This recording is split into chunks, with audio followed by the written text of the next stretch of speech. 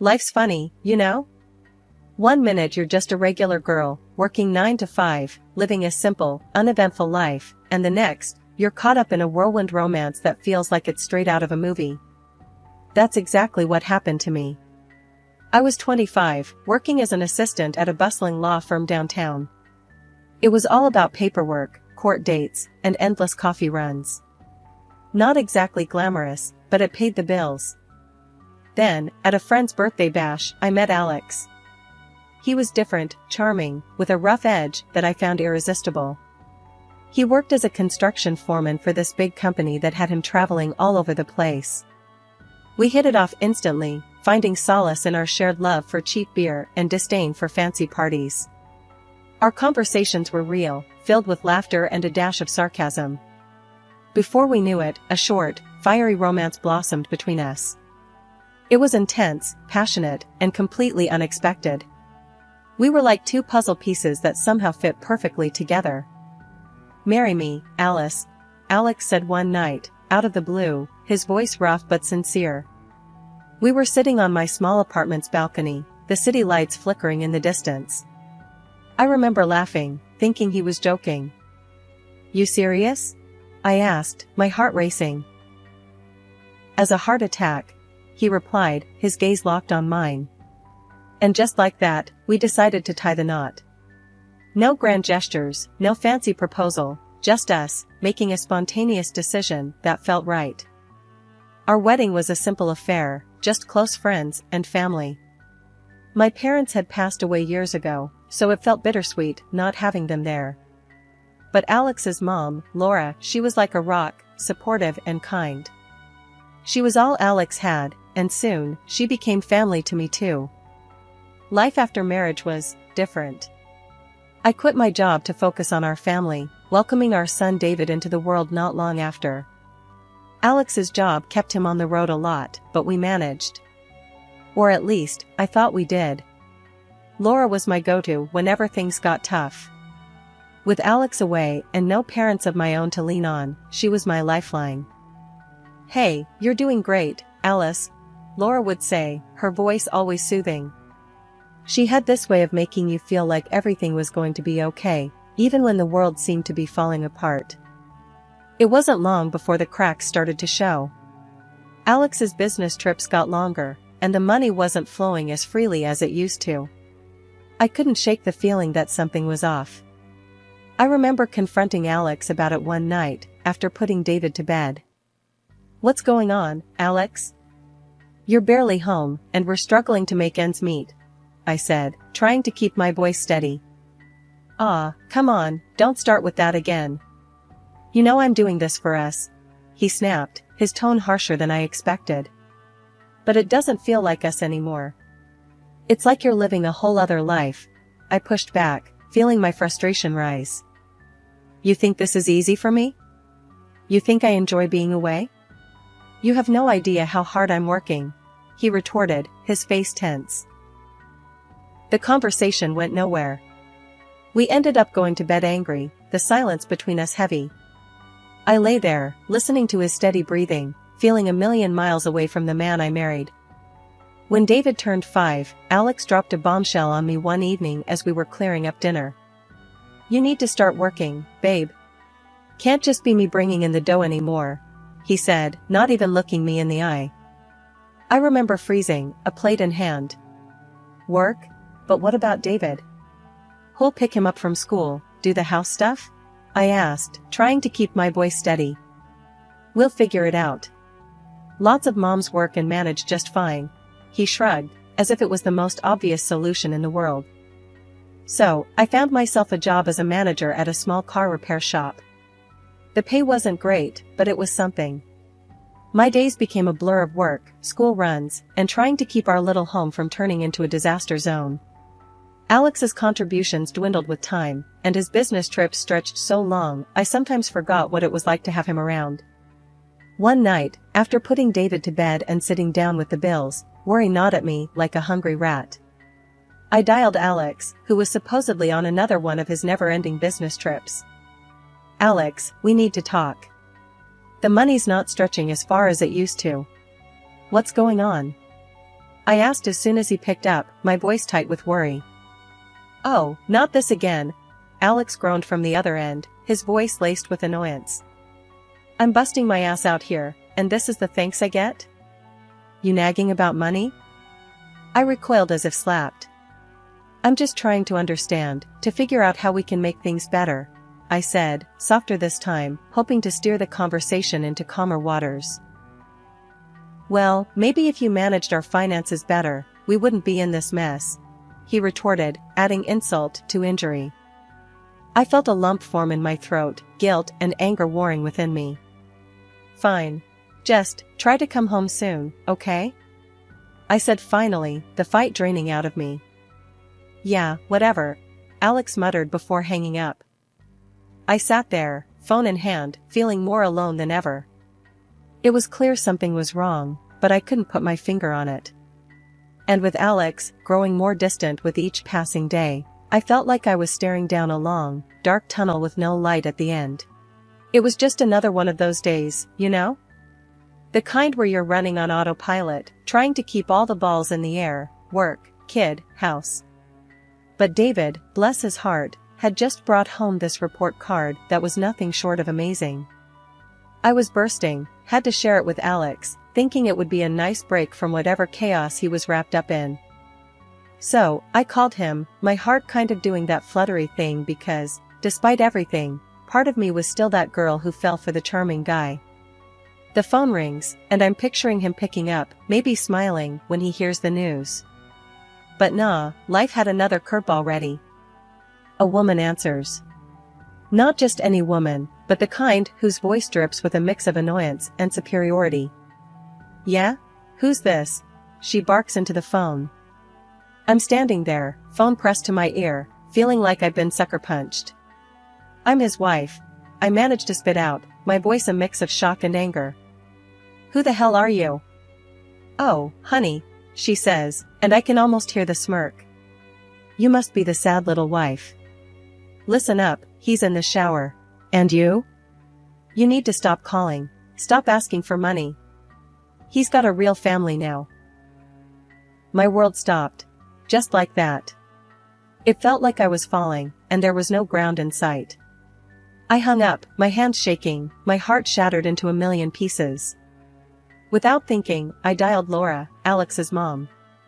She's always been more than just a mother-in-law to me, she's been a friend, a confidant, a lifeline. Laura. I choked out, the moment she picked up. You won't believe what just happened. Laura's voice, usually so calm and soothing, went ice cold. Tell me everything, she said, and so I did. I told her about the woman, the words that felt like daggers, everything. There was a heavy silence, and then, I'm coming over, Alice. We're going to sort this out, Laura declared, her tone brooking no argument. When she arrived, her face was set in a way that told me she was ready for war. We sat at my kitchen table, cups of tea untouched in front of us, and hashed out a plan. Laura was furious, more so than I'd ever seen her. I'm calling him, she announced, pulling out her phone with a determination that was almost scary. The conversation was short and anything but sweet. Alex refused to talk, told his mom to mind her own business, to tell me to stop bothering him. But Laura, oh, she was magnificent. You listen to me, she said, her voice steel wrapped in velvet. You're about to lose everything. I'm disinheriting you. Everything goes to David. Hanging up, she looked at me, her eyes softening. We'll get through this, she said, reaching for my hand. We're stronger than his cowardice. I landed a job at a local bakery. Baking had always been my thing, a way to lose myself in something simple and sweet. The owner, Mr. Jacobs, was a gruff old man with a heart of gold buried somewhere deep under his crusty exterior. Listen, I don't have time for people who aren't serious. You gonna work hard, or are you gonna waste my time? He barked during the interview. I looked him straight in the eye, my resolve steeling. I'll be the hardest worker you've got. Just give me a chance. He must have seen something in me, some spark of determination, because he grunted. All right, you start Monday. Don't make me regret it. Working at the bakery was a lifeline. It was hard, sure. Early mornings, long hours, but there was something about kneading dough and watching things rise from the oven that felt like healing. Like I was building something new from scratch, just like my life. Laura was a godsend. She stepped in to help with David, picking him up from school and helping with homework. Our evenings were spent at her place or mine, going over the day, sharing meals. We were a team, me, her, and David against the world. One evening, after putting David to bed, Laura and I sat down with a cup of tea. "You're doing good, Alice," she said, her voice soft but firm.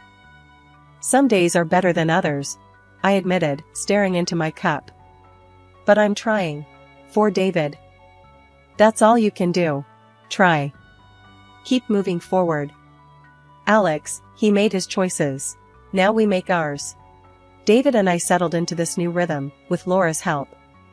The days were long, but there was this sense of purpose that kept me pushing forward. It was during one of those late nights, after a long shift at the bakery and David was sound asleep, that I made a decision. I was going to file for divorce. I couldn't keep living in this limbo, tethered to a man who had so clearly moved on. The next day, I called a lawyer, a friend of a friend who didn't charge me an arm and a leg. "I want to file for divorce," I told him, my voice steady. "And I want to sue for alimony for David. He shouldn't suffer, because his father made selfish choices." Then, the call came. Alex. His voice was like a thunderclap on the other end of the line, full of rage and disbelief. "You're suing me? For alimony? You've got some nerve, asking for money after everything." I held the phone away from my ear, his shouts echoing in the quiet room. It would have been easy to shrink back, to apologize and beg him to calm down. But I was done being the meek and mild wife he thought he could bully. "I'm not asking for me," I shot back, my own anger rising to match his. "This is for David. Remember him? Your son?" There was a snarl on the other end. "I won't give you a dime. And I'm not signing any damn divorce papers." I could feel my heart racing, but my voice was ice cold as I replied, "You'll talk to my lawyer. This isn't up for discussion." And with that, I hung up, ending the call and, in a way, closing the chapter on the man I once thought I'd spend my life with. The divorce was messy, dragged out by Alex's stubborn refusal to cooperate. But in the end, the court ruled in our favor. The judge granted the divorce and ordered Alex to pay alimony for David. It was a victory, bitter, but necessary. After the dust settled from the divorce and alimony battles, life found a new kind of normal. The bakery job was going well, and I was slowly putting away some savings, hoping to give David something resembling a stable future. But as David grew into his teenage years, I started noticing the gap between us widening. One evening, after a particularly long day, I tried to breach that growing chasm. David was at the kitchen table, buried in his homework, or so it seemed. "Hey, how's school going?" I asked, trying to sound casual, hoping for just a sliver of conversation. "It's fine," he mumbled, not looking up from his books. That was his standard answer these days, fine, a word that managed to say nothing at all. I sighed, leaning against the counter. "You know, I saw a flyer for the science fair. Thought maybe you'd be interested?" David shrugged, the universal language of teenage indifference. "Maybe." The conversation ended there, David retreating back into his shell, me left standing alone in the kitchen, feeling helpless. It was a feeling I'd become all too familiar with. Later, I confided in Laura over a cup of coffee. "I don't know what to do. He's slipping away from me, and I can't seem to bridge the gap." Laura sipped her coffee, her brow furrowed in thought. "Teenagers are tough, but he'll come around. You're doing everything you can." Her words were meant to be comforting, but they couldn't shake the feeling of dread that had settled in the pit of my stomach. I was losing my son, piece by piece, and I didn't know how to stop it. Our exchanges were brief, often strained. One evening, trying to bridge the widening gap, I ventured, "How's the college search going? Found anywhere you like?" David's response was curt, a quick, "It's fine," without looking up from his device. That word again, fine, the most non-committal of reassurances. Hoping to engage him more, I mentioned, you know, there are some great scholarships out there. We could look into them together? He finally glanced up, his eyes cold. I'll manage on my own. Don't need to bother with that. It's not like you can afford to help anyway. His words hit like a physical blow, reminding me painfully of Alex's departure and the financial struggles that followed.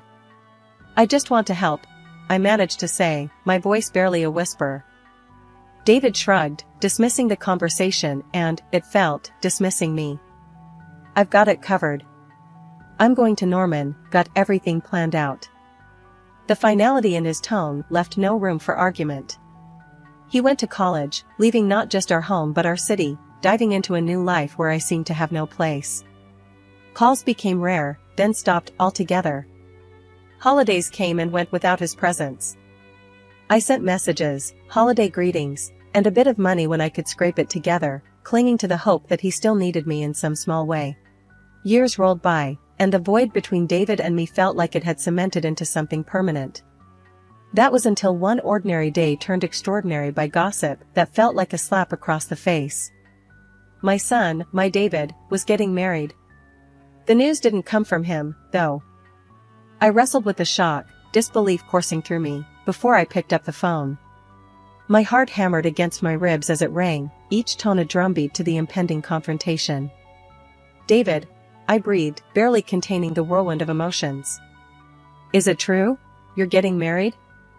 There was a pause, a silence that stretched too thin, before he replied, his voice a mixture of resignation and detachment. Yeah, it's true. I didn't think you'd care to know. The words stung, more than I'd anticipated. How could you think that? David, you're my son. Of course, I care. Another pause, this one heavier, loaded with unsaid things. I'd prefer it if you didn't come. I just don't want you there. The finality in his tone shattered any hope of reconciliation. The call ended with pleasantries that felt hollow, leaving me staring at the phone long after the line went dead.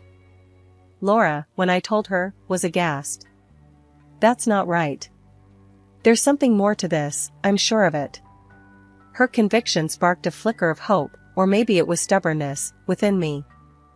With a resolve that felt like defiance against David's wishes, I decided to go. Not to make a scene, but to show them all, that a mother's love isn't so easily dismissed. Laura, bless her, stood by me, a united front against whatever lay ahead. We found out the wedding details through a mix of sleuthing and sheer luck, courtesy of David's more talkative friends. An expensive gift was purchased, a silent testament to my love for him, regardless of the chasm between us.